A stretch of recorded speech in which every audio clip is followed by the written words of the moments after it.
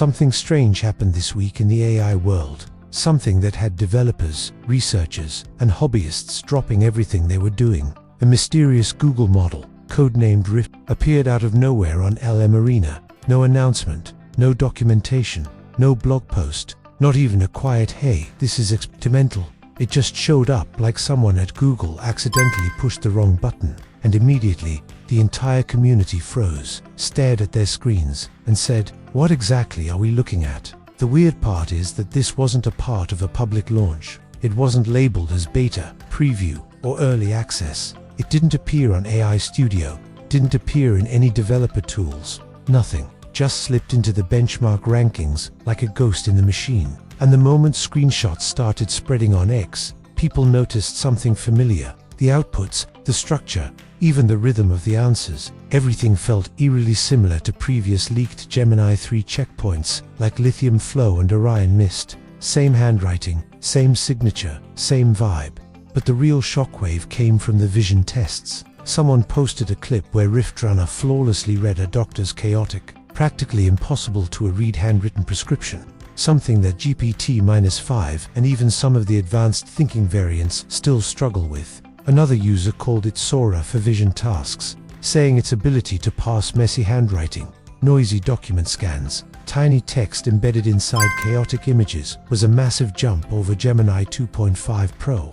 And honestly, they were right. If a model performs that well on complex, messy visual data, then it's not Flash. Flash models are light, fast, low cost. They're not designed to deliver surgical level precision on multimodal tasks. But this is where things get interesting. Not everyone agreed it was a full pro model. Some testers noticed that the physics reasoning wasn't consistently accurate, especially compared to GPT-5 thinking, which dominates scientific reasoning. Others noticed RiftRunner refused to generate multi-file codebases. If you ask for 12 React components, the model stops and says it can only return one single message. That limitation usually means the model is sandboxed, which Google does with internal builds before public release. Basically, Google trains advanced models but locks them into strict single-output rules during evaluation phases. That's how they maintain safety and consistency before a launch. So suddenly, a new theory emerged, and it spread like wildfire.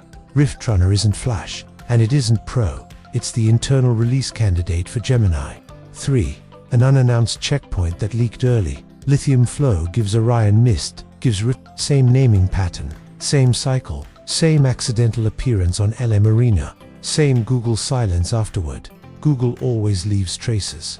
Before a huge update, someone flips a switch. A model gets exposed for a few days, devs notice, X explodes, and then weeks later Google makes a polished announcement. And right now, Google is doing what Google loves to do, staying completely silent. No blog, no card, no details, nothing but the model's behavior and the chaos around it.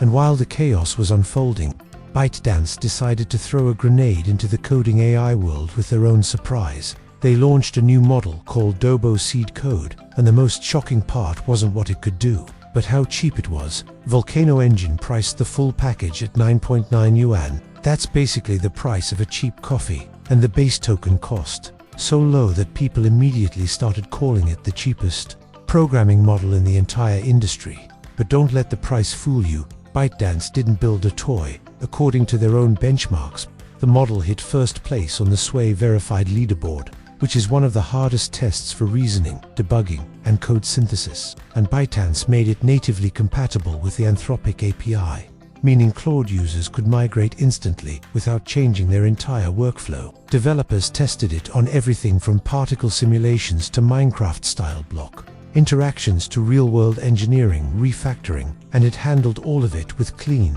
stable performance. In their biggest demo, it built a full interactive tour website for the Palace Museum, complete with descriptions, buttons, and AI-generated audio guides. Everything worked. So now ByteDance, the company behind TikTok, is suddenly punching its way into the coding AI war, and the battle just got a lot more intense. Meanwhile, OpenAI made a move too, but in a completely different direction. They released GPT 5.1, but this announcement felt strange. No flashy benchmark charts, No 30% smarter than before claims, no dramatic performance graphs or competitive comparisons. Instead, OpenAI published one sentence that summed up the entire update. A great AI not only needs to be smart, but also make chatting with it a pleasant experience. And that's exactly what GPT 5.1 aims to do. It's not about raw IQ, it's about IQ plus EQ, logic plus likability, raw intelligence plus emotional fluency. GPT-5.1 introduces 8 preset conversation styles, dramatically improved tone control, smoother conversation flow, better social reasoning, more natural humor, adaptive reasoning, only thinking deeply when needed, fewer awkward or undefined terms, stronger instruction following paid. Users started receiving the update on November 12th. Free users get it after the rollout. Enterprise users get a 7-day early window. And get this, GPT 5.1 lets users fine-tune its behavior right inside settings, tone, conciseness, enthusiasm, emoji frequency. There's even a personality detection feature where Chatgpt asks if you'd like it to save your preferred tone long-term. OpenAI calls this a step toward blending IQ and EQ. On the safety side, OpenAI added 2 new check categories, mental health signals and emotional reliance, to prevent unhealthy attachment. They openly admitted that 5.1 thinking slightly regressed in some harassment metrics, and that 5.1 instant regressed a bit in emotional reliance tests. They promised improvements, but said they wanted to disclose everything openly. And if you didn't enjoy GPT-5 when it first launched, paid users can keep the older version for up to 3 months. That has literally never happened before. And while all of this was happening, Black Forest Labs, the creators of Flux, quietly pushed forward with their next big image model. Flux 2 Pro is now in internal preview, no public release date yet.